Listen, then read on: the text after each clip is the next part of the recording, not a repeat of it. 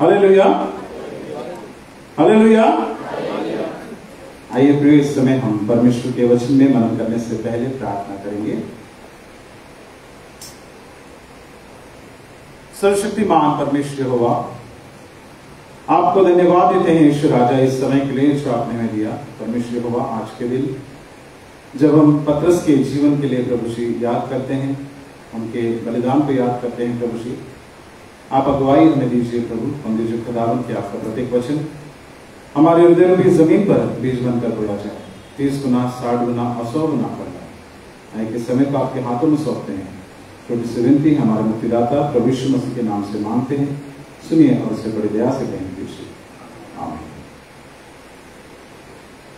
प्रियो, आज पेंतेकोस्त के बाद का तीसरा रविवार है और आज का जो दिन है विशेष करके 29 जून, पतरस जो प्रभु यीशु मसीह का चेला था उसके बलिदान के लिए याद किया जाता है। आज का दिन जो है उन्होंने अपने प्राणों की आहुति दी थी और आज के दिन जो है पतरस की मृत्यु हुई थी और उसको हम लोग याद करते हैं। उनके शहीद दिवस को हम लोग याद करते हैं, उनके जो रक्त साक्षी को हम याद करते हैं और आज उसी के ऊपर हम लोग वचन सुनने वाले हैं। आप में से कई लोगों को ऐसा कंफ्यूजन होगा कि कल मैंने जो भेजा था चर्च के ग्रुप में, तो वहां पर जो विषय था कि evil can only be overcome with good करके ये विषय मैंने वहां पर रखा था कि बुराई जो है वो केवल भलाई से जीती जा सकती है करके कल मैंने वो विषय आपको भेजा था, क्योंकि वो हमारा जो हर 3 साल में जो रिपीट होता है वो आज का विषय है। और आज 29 जून होने के कारण पतरस का जो दिन है हम मनाते हैं, तो आज विशेष फोकस पतरस पर किया जाने वाला है। इस विषय पर मैंने ऑलरेडी कल रात को संदेश तैयार कर लिया था कि बुराई के बदले जो भलाई से हम उसको जीत सकते हैं और मैं उसी पर बताने वाला था। लेकिन जो मेरा मन जो है उसके लिए गवाही नहीं दे रहा था। I was not comfortable with that thing. मुझे जो है पिछला 1 हफ्ते में जो कुछ भी मेरे साथ हुआ, सो उसमें मुझे लगा कि I am not going to justify that thing. उसके साथ मैं न्याय नहीं कर पाऊंगा कि बुराई को भलाई से जीता जा सकता है, क्योंकि हम अपने चारों तरफ बुराई को देखते हैं और जब हम उसको देखते हैं तो हमको रिएक्ट करना बहुत जरूरी है। और मुझे नहीं लगता कि आज का जो दौर है केवल बुराई को हम भलाई से जीत सकते हैं, क्योंकि आज के दौर में हमको आवाज उठाना भी बहुत जरूरी है।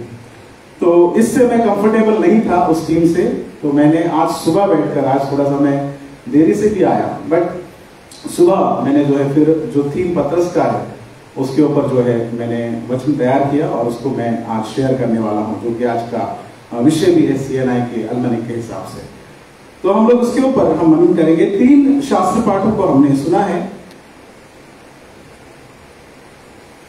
यिर्मयाह उसका 23वां अध्याय 1 से लेकर 4 वचन जब हम लोग देखते हैं, तो यहां पर हम लोग देखते हैं कि जो चरवाहे हैं उनके लिए ये वचन कहा गया है कि जो परमेश्वर के चरवाहे हैं उनको किस तरीके से रहना है, उनको किस तरीके से जीवन बिताना है। अगर हम लोग पढ़ेंगे उन वचनों को, 23वां अध्याय में लिखा है कि उन चरवाहों पर हाय जो मेरी चराई की भेड़ बकरियों को तितर बितर करते हैं और उनका नाश करते हैं। यहोवा ये कहता है कि इजराइल का परमेश्वर यहोवा अपनी प्रजाओं के चरवाहों से कहता है कि तुमने मेरी भेड़ बकरियों की सुधि नहीं ली और उनको तितर बितर कर दिया। और आखिरी में लिखा है, इस कारण यहोवा की यह वाणी है कि मैं तुम्हारे बुरे कामों का तुमको दंड दूंगा।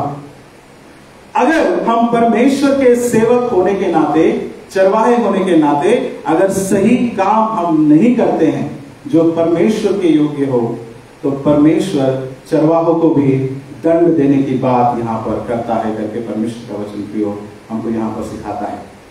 दूसरा शास्त्र पाठ में जब हम लोग पढ़ते हैं, जो कि हमने पहला पतरस से हम लोगों ने पढ़ा है, उसमें हम लोग देखते हैं पहला पतरस के उस वचन में, वहां पर भी जब हम पढ़ते हैं पहला पतरस का 5वां अध्याय 1 से 4 वचन में जब हम लोग देखते हैं, तो यहां पर जो कलीसिया के जो एल्डर्स है, यानी जो कमेटी मेंबर्स है या एल्डर्स है, उनको पत्रस क्या सुझाव देता है। अगर हम लोग पढ़ते हैं उन वचनों को, तो वहां क्या लिखा है, 5वां अध्याय हम लोग पढ़ेंगे 1 से लेकर 4 तक। कोई फिर से पढ़िए 5वां अध्याय 1 से 4। तुम में जो प्राचीन है मैं उनके समान प्राचीन और मसीह के दुखों का गवाह और प्रकट होने वाली महिमा से सहभागी होकर उन्हें यह समझाता हूँ कि परमेश्वर के उस झील को जो तुम्हारे बीच में है रखवाली करो, और यह दबाव से नहीं परंतु परमेश्वर की इच्छा के अनुसार आनंद से, और नीच कमाई के लिए नहीं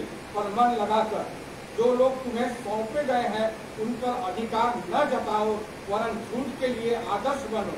जब प्रधान रखवाला प्रकट होगा तो तुम्हें महिमा का मुकुट दिया जाएगा जो मुरझाने का नहीं। हालेलुया। हालेलुया। प्रियो, यहाँ पर हम लोग देखते हैं इन वचनों में कि जो एल्डर्स है उनको परमेश्वर का वचन क्या कहता है। जो कलीसिया में अगुओं का काम करते हैं, जो कलीसियाओं में जो है विभिन्न पदों पर रहकर कलीसिया को लीड करने का काम करते हैं, उनके लिए परमेश्वर का वचन यहाँ पर क्या कहता है। यहाँ पर लिखा हुआ है कि परमेश्वर के उस झुंड को जिसकी जिम्मेदारी तुमको परमेश्वर ने दी है, उसको दबाव से नहीं परंतु परमेश्वर की इच्छा से चलाओ। कैसे चलाओ? परमेश्वर की इच्छा, दबाव से नहीं, not with pressure, not with pressure. उसको अंडरलाइन कीजिए कि दबाव से नहीं परंतु कैसे चलाओ? परमेश्वर की इच्छा से, और परमेश्वर की इच्छा के अनुसार आनंद से। और कैसे नहीं चलाना है, आगे में लिखा है, और ना नीच कमाई के लिए मन लगाकर काम करना है। क्या लिखा है? नीच कमाई के लिए। लेकिन आजकल हम देखते हैं हमारी कलीसियाओं में ऐसे ऐसे अगुए हैं जो नीच कमाई करना चाहते हैं, जो कलीसिया में पैसे कमाने के लिए बैठे हैं। कलीसिया में जो है क्या, कहां पर खाने को मिलेगा ये देखना चाहते हैं, और कहां से हमको फायदा मिल सकता है, कहां से हमको चीजें मिल सकती है जहां हम अपना व्यक्तिगत लाभ को हम उठा सके। प्रिय, परमेश्वर का वचन यहां पर कहता है कि जब हम परमेश्वर की सेवा करने के लिए बैठे हैं, जब हम कलीसिया में कोई पद को या कोई काम करने के लिए अगर हम बैठे हैं, तो हमको नीच कमाई के लिए नहीं गिरना है। नीच कमाई के लिए लोग गिरते हैं, और यहां लिखा है कि परमेश्वर के काम को कैसे करना है, दबाव से नहीं परंतु परमेश्वर की इच्छा के अनुसार आनंद से हमको परमेश्वर का काम करना है। और जब हम ऐसा करते हैं तो वहां लिखा है 3रा वचन में, जो लोग तुम्हें सौंपे गए हैं उन पर अधिकार न जताओ, वरन झुंड के लिए आदर्श बनकर हमको काम करना है। और उसके बाद में लिखा है कि जब प्रधान रखवाला प्रकट होगा तो तुम्हें महिमा का मुकुट दिया जाएगा जो मुरझाने का नहीं, जो मुरझाने का नहीं। जब हम ईमानदारी से काम करते हैं, अच्छी तरीके से काम करते हैं, तो परमेश्वर हमको क्या करता है, वो हमें जीवन का मुकुट वो हमको देता है करके परमेश्वर का वचन यहाँ पर कहता है। और आज का जो हमारा मुख्य अंश है जिस पर हम मनन करने वाले हैं, मत्ती उसका 16 अध्याय 13 से 19 वचन में अभी हम लोग जाएंगे। मत्ती उसका 16 अध्याय 13 से 19 वचन में यहाँ पर पतरस जो है प्रभु यीशु मसीह को स्वीकार करता है। पतरस यहाँ पर प्रभु यीशु मसीह को अंगीकार करता है। जो दूसरा शास्त्र पाठ पढ़ा हमने वो भी पतरस के बारे में है।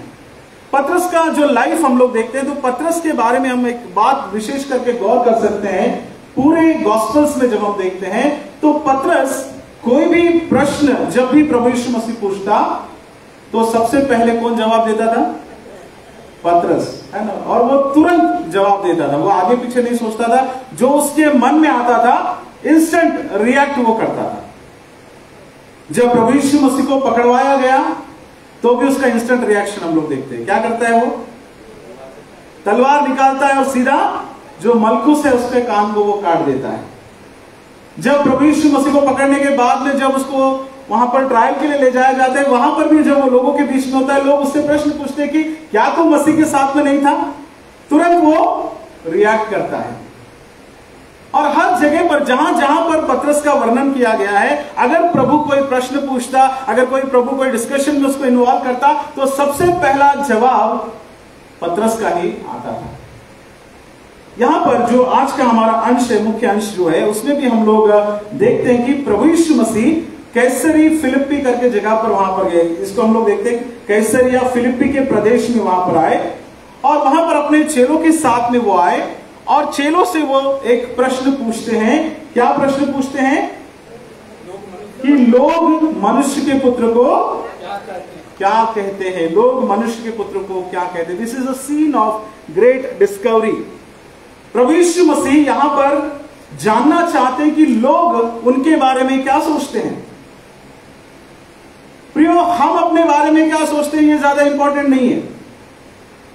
हमारी नजर में हम हो सकता है बहुत बड़े, है ना, बहुत बड़े तोप हो, ये भी बोल सकते हैं, लेकिन परमेश्वर हमारे बारे में क्या सोचता है, लोग हमारे बारे में क्या विचारधारा रखते हैं, ये बहुत ज्यादा इंपॉर्टेंट है। और प्रभु यीशु मसीह भी यहां पर कैसरिया फिलिप्पी में आने के बाद में वहां पर हम लोग देखते हैं कि वो ये प्रश्न उनके सामने रखता है कि लोग मेरे बारे में क्या कहते हैं। अगर इस सीन का बैकग्राउंड अगर हम जानने की कोशिश करेंगे तो बैकग्राउंड में हम लोग देखते हैं कि प्रभु यीशु मसीह का अंत निकट आ गया था। प्रभु यीशु मसीह कुछ दिनों के बाद क्रूस पर वो बलिदान देने जा रहे थे। उनके 3 से 3.5 साल की जो सेवकाई है वो खत्म होने जा रही थी, जो उन्होंने चेलों के साथ में मिलकर की। और अब वो जानना चाहते कि मेरे 3 साल की मिनिस्ट्री में, मेरे 3 साल की सेवकाई में मैंने क्या पाया, मैंने क्या पाया, मेरा फायदा क्या हुआ, या फिर मैंने जो कुछ किया उसका मुझे कुछ फल मिला या नहीं मिला करके प्रभु यीशु मसीह यहां पर जानना चाहते हैं।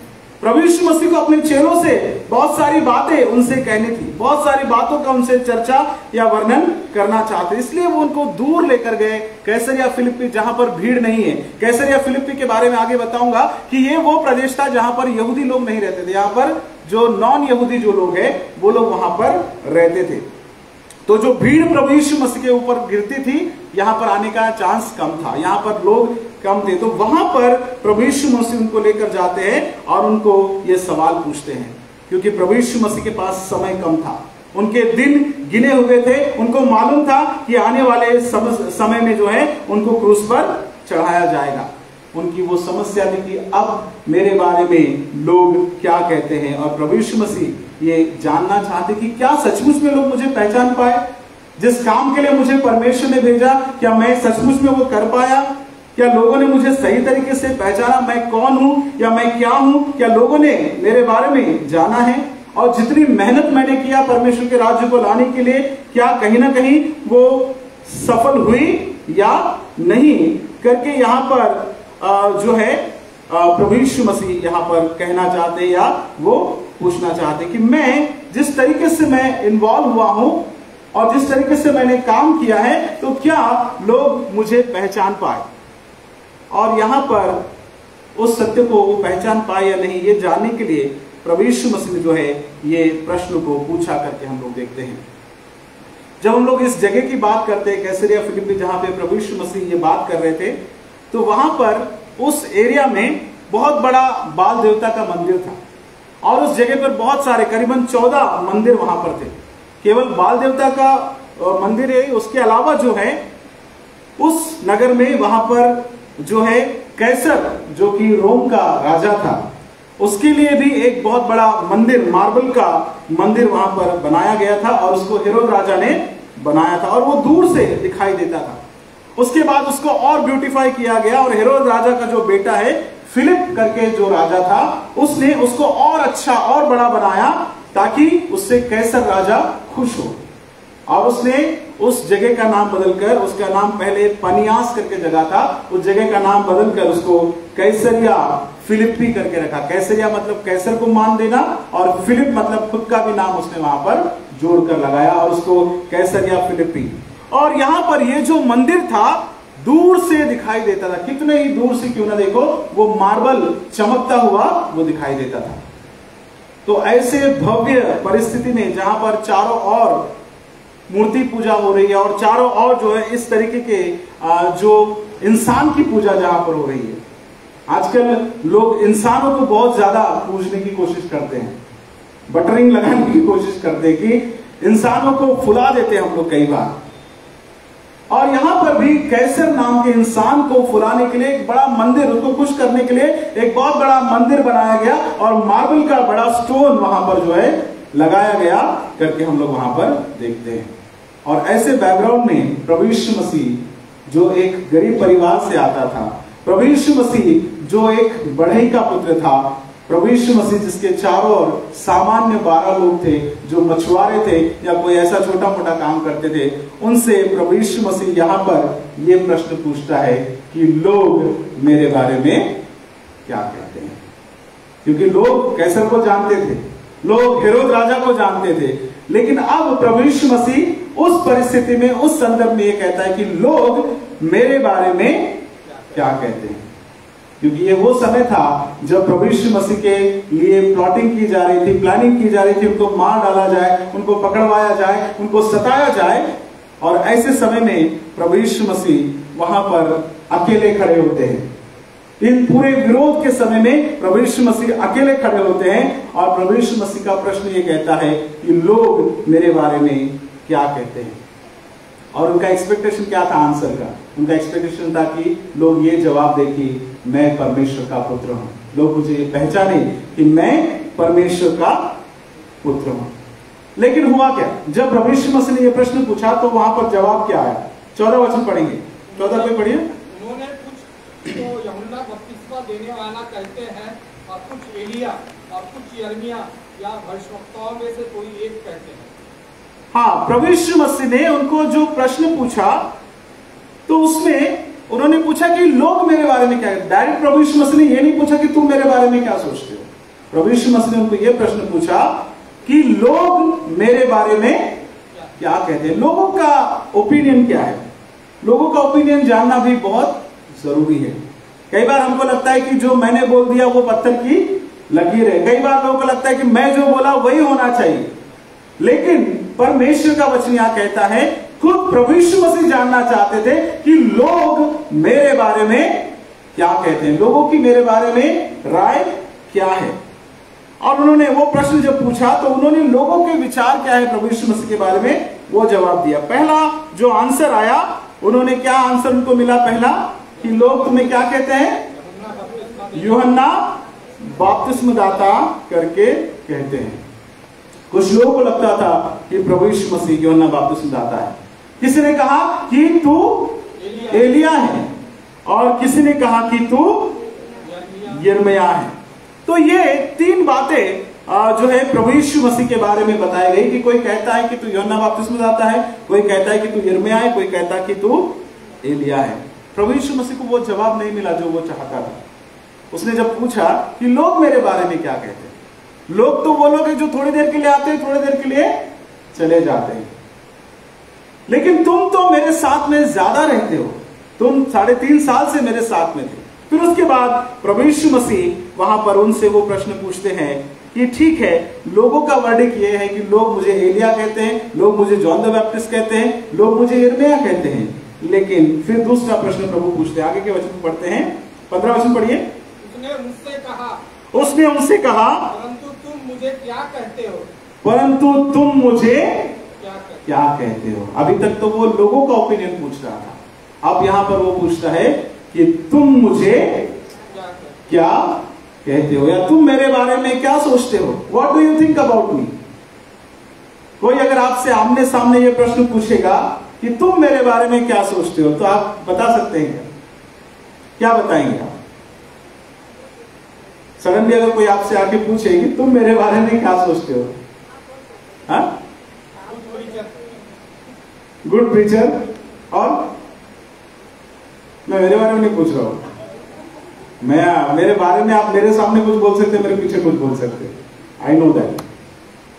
लेकिन यहां प्रभु यीशु मसीह जब पूछता है कि तुम मेरे बारे में क्या सोचते हो, तो वहां पर जो जवाब जो एक्सपेक्टेड था, हो सकता है थोड़ी देर के लिए साइलेंस हो गया होगा वहां पर कि तुम मेरे बारे में क्या सोचते हो। लोगों के दिमाग में, क्योंकि अभी तक तो लोग क्या सोच रहे हैं उन्होंने बताया, फट से बता दिया उन्होंने, किसी ने अपना ओपिनियन बताया, किसी ने दूसरे ने अपना बताया। लेकिन जैसे ही उनको ये बात कही गई कि तुम मेरे बारे में क्या सोचते हो सकता है थोड़ी देर के लिए साइलेंस होगा, उनके दिमाग चलने लगे कि हम क्या बताएं प्रभु यीशु मसीह के बारे में। और उसके बाद में जवाब आता है। क्या जवाब आता है? शमौन पतरस ने उत्तर दिया, शमौन पतरस ने उत्तर दिया, जीवते परमेश्वर का पुत्र मसीह है। तू जीवते परमेश्वर का पुत्र मसीह है। बाकी जितने जवाब आ रहे थे उसके पहले कि तू यिर्मयाह है, तू ये है, तू वो है, तू वो है, उसने एक सेंटेंस में वहां पर खत्म कर दिया कि तू कौन है? तू जीवते परमेश्वर का पुत्र है।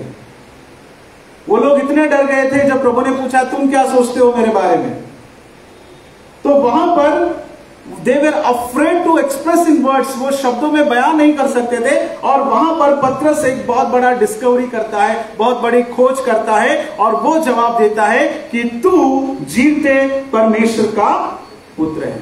थियोलॉजी की भाषा में हम इसको कैसरी फिलिपी कन्फेशन करके हम इसको कहते हैं, सीजरिया फिलिपी कन्फेशन करके हम इसको बोलते हैं कि वहां पर पतरस ने अंगीकार किया कि तू परमेश्वर का पुत्र है। और तीनों सुसमाचार में अगर हम लोग देखते हैं तो अलग अलग तरीके से लोगों ने वर्णन किया। मत्ती में लिखा है कि तू जीवते परमेश्वर का पुत्र है। मार्क में भी वहां पर हम देखते हैं कि यू आर क्राइस्ट, तू ख्रीस्त है और परमेश्वर का पुत्र है। और उसके बाद में अगर हम लोग देखते हैं लूका 9:20 में वहां पे लिखा है यू आर क्राइस्ट, तू परमेश्वर का अभिषिक्त किया हुआ है करके वहां पर वो जवाब देता है। प्रभु यीशु मसीह को यह मालूम था कि जब मैं ये प्रश्न पूछूंगा तो कम से कम कोई एक आदमी तो होगा जिसने मुझे पहचाना।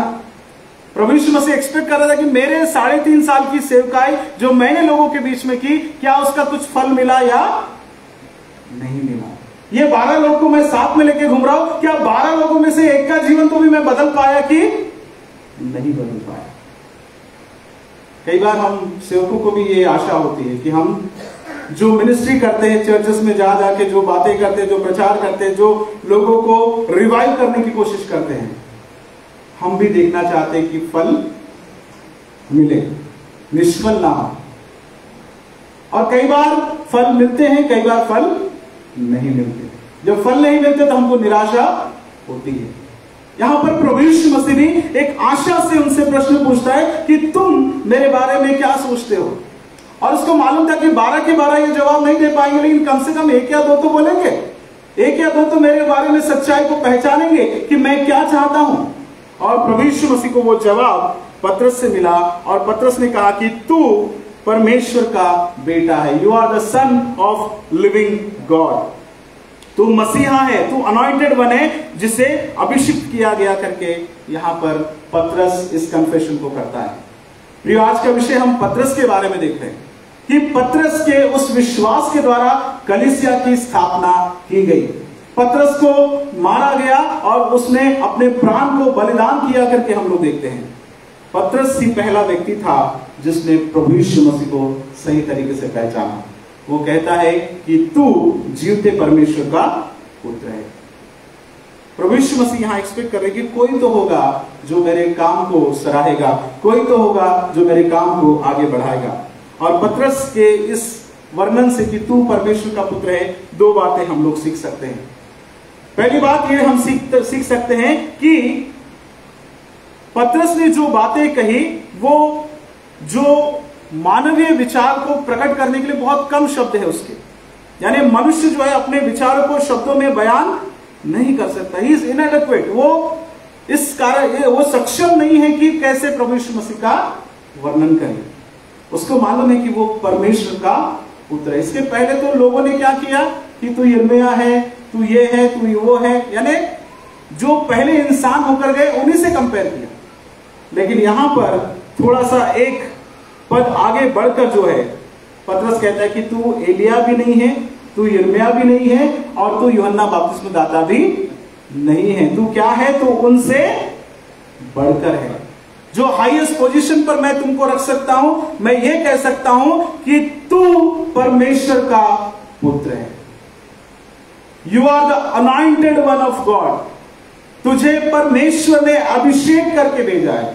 You are the Christ, you are the Messiah, तू वो मसीहा है।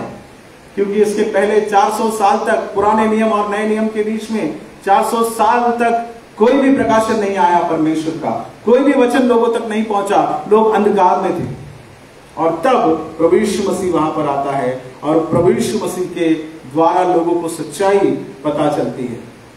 तो पहली बात हम लोग यहां पर सीखते हैं कि जो कुछ भी शब्दों में वो बयान कर सकता था उसने बयान किया। कि ऊंची से ऊंची पदवी जो मनुष्य के शब्दों में बयान नहीं कर सकता, ऐसे शब्दों में उसने प्रभु यीशु मसीह का वर्णन किया कि तू परमेश्वर का पुत्र है और तू जीवते परमेश्वर का पुत्र मसीह है। एक बार नेपोलियन ने ऐसा कहा कि मैं मनुष्यों को जानता हूं, मैं मनुष्यों को जानता हूं, लेकिन प्रभु यीशु मसीह मनुष्यों से भी बढ़कर है। मैं मनुष्यों को जानता हूं, परंतु प्रभु यीशु मसीह मनुष्यों से भी बढ़कर है।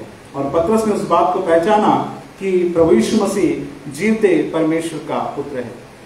दूसरी बात हम लोग यहां पर सीखते हैं कि पतरस के द्वारा हम क्या सीखते हैं कि प्रभु यीशु मसीह को उसने केवल ना पहचाना, दूसरी बात हम देखते हैं कि ये उसका व्यक्तिगत पहचान थी, ये उसकी व्यक्तिगत पहचान थी। This passage teaches that our discovery of Jesus Christ must be a personal discovery. प्रभु यीशु मसीह ने जब पूछा कि तुम मेरे बारे में क्या सोचते हो, पतरस ने ये नहीं बताया कि अंद्रियास तेरे बारे में ये सोचता है, तेरे बारे में फिलिप ये सोचता है, तेरे बारे में बर्तुलमै ये सोचता है, उसने ये बातें नहीं बताई। उसने कहा कि मैं ये सोचता हूं कि तू जीवते परमेश्वर का पुत्र मसीह है। हम जो कलीसिया करके इतने लोग यहां पर बैठे हैं, हमको ये बात सोचना है कि what do you think of Jesus.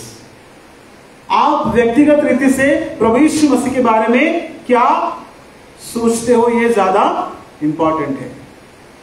पिलातुस ने भी जब प्रभु यीशु मसीह को क्रूस पर चढ़ाने के लिए ले गए थे, तो पिलातुस ने पूछा कि क्या तू कहता है कि तू यहूदियों का राजा है। वो खुद प्रभु यीशु मसीह से प्रश्न पूछता है। प्रियो, पर्सनल डिस्कवरी होना बहुत जरूरी है। हमारा नॉलेज अबाउट जीसस, हमारा प्रभु यीशु मसीह के बारे में जो भी ज्ञान है वो व्यक्तिगत होना चाहिए। सेकंड हैंड इंफॉर्मेशन की कोई जरूरत नहीं है। कई बार लोग सेकंड हैंड इंफॉर्मेशन लेते हैं, खुद को कुछ पता नहीं, दूसरों से सुन के बोलते अरे ऐसा हुआ था, वैसा हुआ था, ये हुआ था, वो हुआ था। लेकिन आपका पर्सनल व्यक्तिगत अनुभव प्रभु यीशु मसीह के बारे में क्या है? उसने दूसरों की राय प्रभु यीशु मसीह को नहीं सुनाई, उसने खुद की राय और सुनाई कि प्रभु यीशु मसीह के बारे में कि तू जीवते परमेश्वर का पुत्र है। असली मसीहत यही है कि हमको प्रभु यीशु मसीह के बारे में नहीं जानना है। प्रभु यीशु मसीह किसका बेटा था, कैसे आया, कैसे मरा, ये सब बातों को जानने में ज्यादा इंटरेस्ट नहीं। But do you know Jesus, who Jesus is?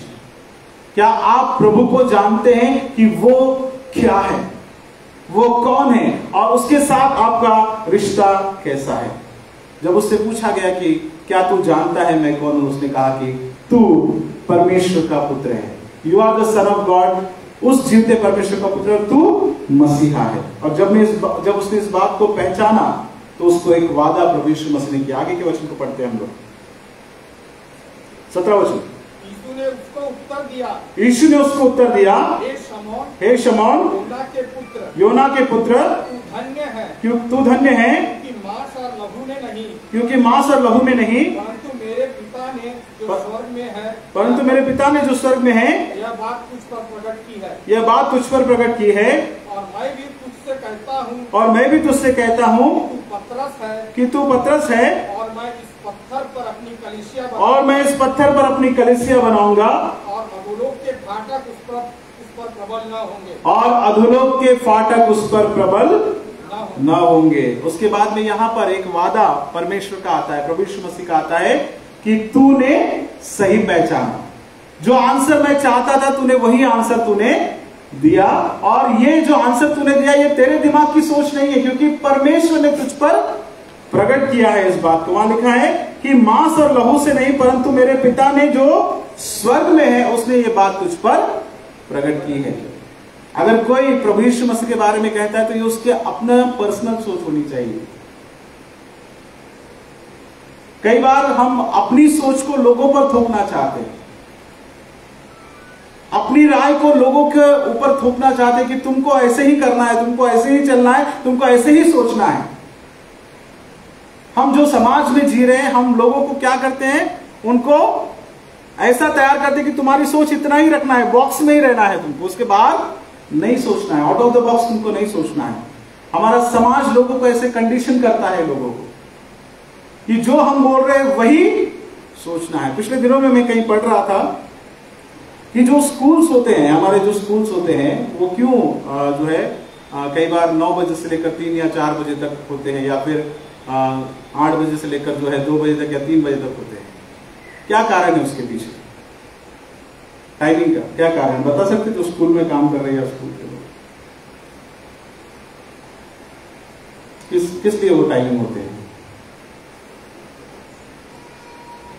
पहले शुरुआत में तो 5-5 बजे तक स्कूल होती थी, हम लोग जब पढ़ते तब की बात बता रहा हूं। क्या कारण है? क्यों? क्योंकि हम अपने बच्चों को समाज में ऐसे तैयार करना चाहते हैं कि उनको आदत हो जाए कि 9 बजे से 5 बजे का ड्यूटी करना है उनको, बड़े होने के बाद 9 to 5 उनको ऑफिस में जाना है। उनको हम ऐसे कंडीशनिंग करते हैं हम उनको कि तुमको टाइम से अबाइड रहना है, तुमको टाइम से बंधे रहना है कि 9 बजे से 5 बजे तक तुमको बाहर जाने की आदत होनी चाहिए। और हम लोग वैसे ही उनको कंडीशन करते हुए उनको लेकर आते। कहीं मैंने पढ़ा है इस बात में। तो हम जो समाज है लोगों को एक बॉक्स में रखना चाहते हैं और वैसे ही लोगों को तैयार करना चाहते हैं। आउट ऑफ द बॉक्स कोई सोचना नहीं चाहता। पतरस ने आउट ऑफ द बॉक्स सोचा, उसने कहा कि तू जीवते परमेश्वर का पुत्र है। बाकी लोग की सोचते तू यिर्मयाह ये है वो है वो है, उसने कहा कि नहीं, तू परमेश्वर का पुत्र है। और फिर उससे प्रभु यीशु मसीह वादा करता है कि मैं तुझ पर अपनी कलीसिया को बनाऊंगा। पतरस तू जो है वो चट्टान है जिस पर मैं अपनी, तू वो पत्थर, मैं इस पत्थर पर अपनी कलीसिया बनाऊंगा और अधोलोक के फाटक भी उसके ऊपर में प्रबल नहीं होंगे। और मैं तुझे वो चाबियां दूंगा, वो कुंजियां दूंगा, तू जिसके लिए बांधेगा उसके लिए बांधा जाएगा, तू जिसके लिए खोलेगा उसके लिए खोला जाएगा। ये जो वचन है इसके ऊपर बहुत डिबेट होता है। जो कैथोलिक जो चर्च है और प्रोटेस्टेंट के बीच में जो बहुत ज्यादा डिस्कशन इस मुद्दे पर होता है।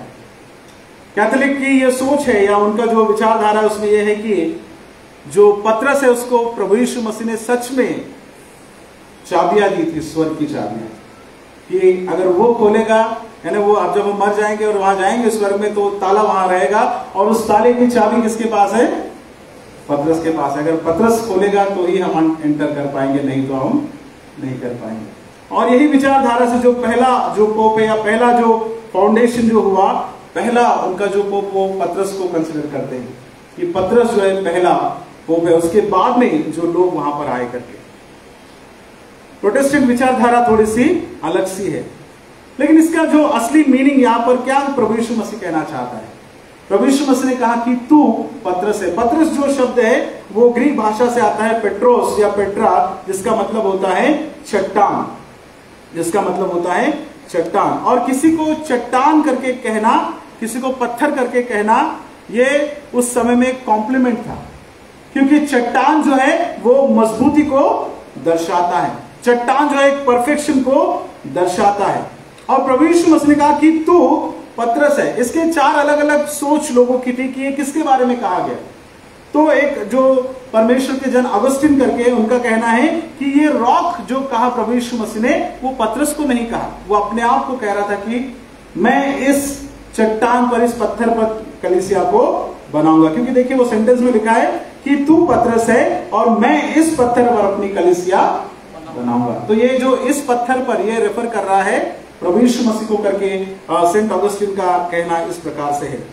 उसके अलावा दूसरा जो ये पत्थर का मीनिंग ये है कि मैं इस सच्चाई पर, ये सत्यता का पत्थर है, इस सत्यता पर जो तूने कहा कि तू जीवते परमेश्वर का पुत्र है, तो इस सच्चाई के ऊपर मैं अपनी कलीसिया का निर्माण करूंगा। जो बात तूने कही कि तू परमेश्वर का पुत्र है, इस बात पर, ये सत्य को तूने पहचान लिया और इस सत्यता पर मैं कलीसिया को बनाऊंगा करके दूसरा जो ओपिनियन है वो इस प्रकार से कहता है। तीसरी जो सोच इस प्रकार से है कि ये जो पत्थर है ये विश्वास है पतरस का, इतना मजबूत विश्वास है एक पत्थर की तरह कि प्रभु यीशु मसीह उससे कहता है कि तेरे इस विश्वास पर मैं कलीसिया को स्थापित करूंगा। और आखिरी जो इंटरप्रिटेशन है वो इस प्रकार से कि किसने कहा कि पतरस को ही प्रभु यीशु मसीह ने कहा कि तू पत्थर है, तू वो चट्टान है जिसके ऊपर में मैं इस कलीसिया को बनाऊंगा। लेकिन असल में ये पत्थर कौन है? कौन है ये पत्थर? ये प्रभु यीशु मसीह है, परमेश्वर है। परमेश्वर ही वो चट्टान है जिसके ऊपर में कलीसिया का निर्माण हुआ। बाइबल में हम ऐसे अलग अलग शब्दों को हम देखते हैं कि जो इस्तेमाल किए जाते हैं। और यहां पर पतरस से कहा कि जो चट्टान पर मैं कलीसिया बनाऊंगा, उस चट्टान के ऊपर जो कलीसिया बनेगी उस पर अधोलोक के फाटक भी उसके ऊपर में प्रबल नहीं होंगे। मतलब जो नरक के जो दरवाजे हैं वो भी बंद हो जाएंगे। यानी नरक जो है, जो लोग इस कलीसिया में आएंगे, जो इस कलीसिया के द्वारा चलाए जाएंगे, वो कभी नरक में नहीं जाएंगे। वो कभी भी परमेश्वर के राज्य के अधिकारी वो लोग होंगे जो इस कलीसिया से जुड़ेंगे।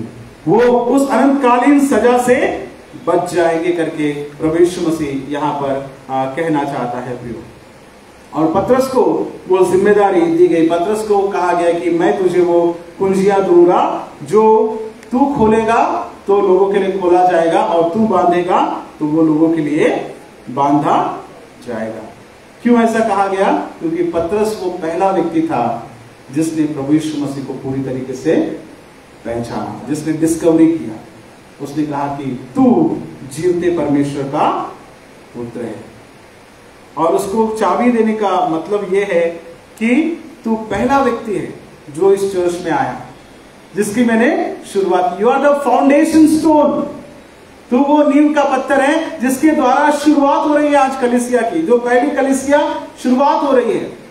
और जो चाबी उसको देगी कि तू जाएगा और तू प्रचार करेगा लोगों के बीच में, तू लोगों को लेकर आएगा इस राज्य में, परमेश्वर के राज्य में तू लोगों को लेकर आएगा। पर यह पतरस तो डरपोक था, जो प्रभु यीशु मसीह के क्रूस पर जब चढ़ाया गया था तो वहां पर डर रहा था। लेकिन हम इसी पतरस को पेंतेकोस्त के दिन में देखते हैं। वो खड़े होकर क्या करता है? प्रेरितों के काम उसका दूसरा अध्याय 41 वचन पढ़ेंगे कोई?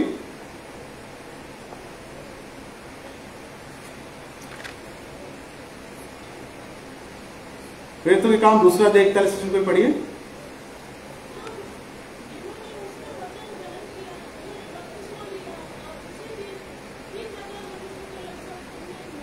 हाँ, पतरस जो है, जब वो एक डरपोक व्यक्ति था, उसने प्रभु यीशु मसीह को जो है उसने इनकार किया। लेकिन जब पेंतेकोस्त का दिन आया तो उस दिन वो खड़े होकर जो प्रचार करता है, कितने लोग बपतिस्मा लिए उस दिन? कितने लोगों ने ग्रहण किया? 3000 लोगों ने कलीसिया में प्रवेश लिया या बपतिस्मा लिया और कलीसिया से जुड़ गए। एक मसीह, जो पहला मसीह जो शुरुआत हुई वो पतरस के द्वारा हुई। पहला पत्थर कलीसिया का वो बना और उसके बाद वो औरों को जोड़ता चला गया। 3000 लोग वहां पर जुड़ गए करके हम देखते हैं। उसके बाद में हम लोग उसी प्रेरितों में 10वां अध्याय 1 से 48 वचन में अगर हम लोग पढ़ेंगे तो वहां पर भी हम लोग देखते हैं कि जो अन्य जाति के लोग हैं उनके लिए भी दरवाजा किसने खोला? पतरस ने ही खोला। पहले तो लोगों को यह लगता था कि ये जो सुसमाचार है, मसीह यीशु आया केवल किसके लिए आया? यहूदी लोगों के लिए आया। लेकिन पतरस को प्रभु यीशु मसीह ने, परमेश्वर ने दर्शन दिया और उसमें वो देखता है कि बहुत सारे जानवर उसको दिखाई देते हैं जो अशुद्ध भी है, और वहां पर उसको दर्शन में दिखाया जाता है और कहता है कि इस अशुद्ध दिखने वाली को तो खा सकता है।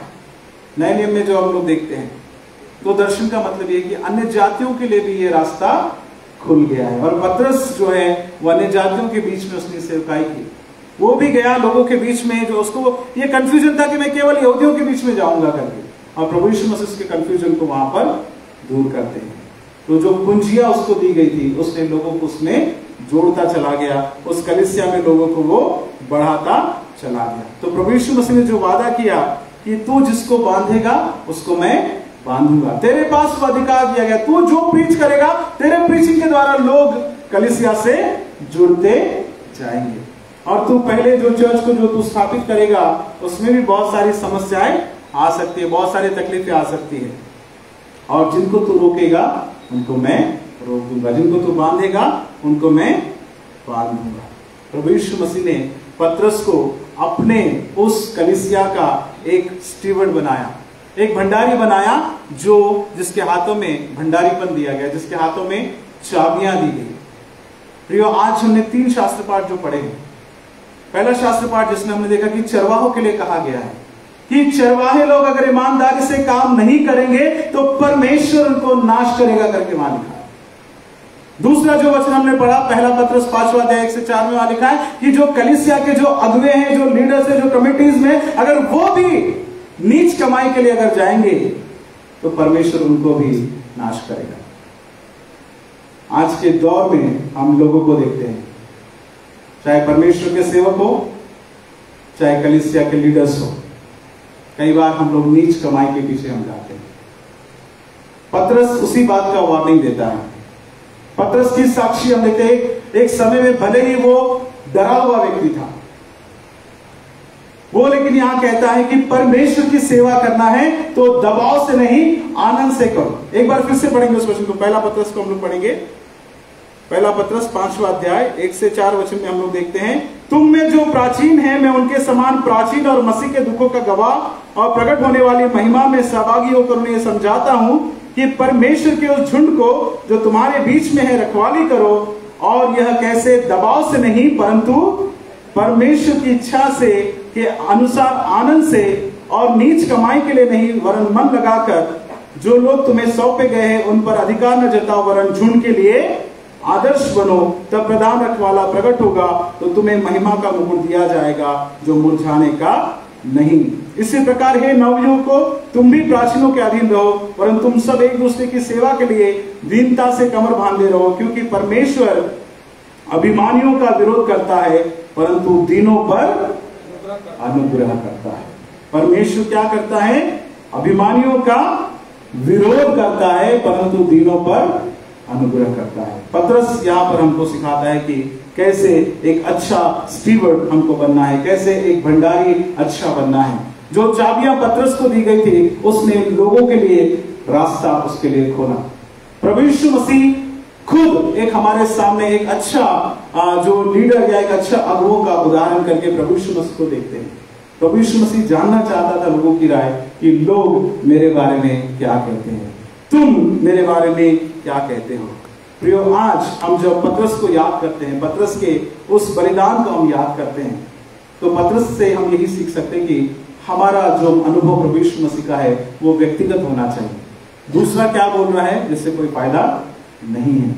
हमको खुद व्यक्तिगत अनुभव होना चाहिए। जब व्यक्तिगत अनुभव हमारा आएगा तो सारा डर हमारे अंदर से खत्म हो जाएगा। हम बोल्डली खड़े होकर पतरस की तरह हम बात कर सकते हैं अगर हमारा व्यक्तिगत अनुभव प्रभु यीशु मसीह के साथ में है। उसके उस अनुभव से 3000 लोग जुड़े, अन्य जाति के लोग प्रभु यीशु मसीह से जुड़े। पीटर ने या पतरस ने उस दिन वो महान खोज की और वो कहता है कि तू परमेश्वर का पुत्र है, और उसी के ऊपर में हम कलीसिया को देखते हैं कि कलीसिया बांधी गई और आज ये कलीसिया इतनी बढ़ गई है ना। आज हम लोग यहाँ बैठे हैं तो यही वो शुरुआत की जो कलीसिया का निर्माण प्रभु यीशु मसीह ने कहा कि पतरस के द्वारा मैं कलीसिया को बनाऊंगा, और आज कलीसिया इतनी बढ़ गई है करके हम लोग देखते हैं कि, और ये हम सबकी डिस्कवरी होनी चाहिए। हम में से हर एक की खोज होनी चाहिए, व्यक्तिगत खोज होनी चाहिए कि प्रभु यीशु मसीह मेरे लिए क्या है, मेरा अनुभव व्यक्तिगत प्रभु यीशु मसीह के लिए क्या है। लोग क्या कहते हैं मैं उसमें इंटरेस्टेड नहीं हूं, पर मैं क्या चाहता हूं प्रभु के बारे में, मैं प्रभु के बारे में क्या सोचता हूं, प्रभु के बारे में मैं क्या सोचता हूँ, ये भी इंपॉर्टेंट है। और दूसरी बात और एक इंपॉर्टेंट है कि प्रभु मेरे बारे में क्या सोचता है। आपकी सोच हो सकती है कि प्रभु ऐसा है, प्रभु वैसा है, लेकिन प्रभु आपके बारे में क्या सोचता है, क्योंकि परमेश्वर हर चीज को देख रहा है, परमेश्वर हर बात को देख रहा है, और हमारे हर एक काम का वो न्याय करेगा, हमारे हर एक विचारों का वो न्याय करेगा, हमारे हर एक बातों का वो न्याय करेगा। पतरस आज हमारे सामने एक उदाहरण है, विश्वास का उदाहरण है, जिसके ऊपर में कलीसिया की स्थापना की है। हम भी उस पतरस की तरह बने और अपने विश्वास को एक चट्टान की तरह रखें। विश्वास में कॉम्प्रोमाइज मत कीजिए। जो प्रभु पर हम विश्वास करते उसमें कॉम्प्रोमाइज मत कीजिए, उसमें किसी भी बहकावे में मत आइए। सत्य को पहचानिए। वचन कहता है कि तुम सत्य को जानोगे और सत्य तुम्हें आजाद करेगा। अगर आप आजाद नहीं हुए सत्य को जानकर भी, अगर परमेश्वर का वचन आपके जीवन में काम नहीं कर रहा है तो कोई फायदा नहीं है। प्रभु यीशु मसीह को भी ऐसा लगा कि 3.5 साल हो गए मेरी सेवकाई के लिए और मुझे कुछ दिखाई नहीं दे रहा इन चेलों के ऊपर में। अगर इनसे मैं बात करूंगा, उनसे पूछूंगा कि तुम मेरे बारे में क्या सोचते हो। पहला जब प्रश्न पूछा लोग क्या सोचते हैं तो उन्होंने लोगों की राय बताई, लेकिन जब पूछा तुम मेरे बारे में क्या सोचते हो तो पतरस ने कहा कि तू जीवते परमेश्वर का पुत्र है, तू जीवते परमेश्वर का उतरे। तब प्रभु यीशु मसीह को थोड़ी आशा लगी कि मैं अब जा सकता हूं इस संसार से, क्योंकि मेरे जाने के बाद मेरे काम की जिम्मेदारी किसके ऊपर है? पतरस के ऊपर है। वो उसने ले लिया है, और भी मेरे चेले उसके साथ जुड़ेंगे और मेरे काम को आगे बढ़ाएंगे। कई बार जैसा मैंने शुरुआत में कहा, हमको भी लगता है कि क्या हमारी सेवकाई का कोई फल है, तो हम भी आंसर चाहते हैं कि सच में फल है। कई बार हमको निराशा मिलती है कि इतना बोलने के बाद, इतना करने के बाद में भी अगर परिवर्तन नहीं आता है, बदलाव नहीं आता है, तो वो सब कुछ वेस्ट है। अगर एक या दो या कुछ लोग भी अगर परिवर्तन हो जाता है तो it is the success of ministry. खुद प्रभु यीशु मसीह वो चाहता था उस सक्सेस को देखना, और हर सेवक वो चाहता है कि वो सक्सेस मिले। प्रभु का ये वचन सबके लिए आशीष का कारण बने। आमीन।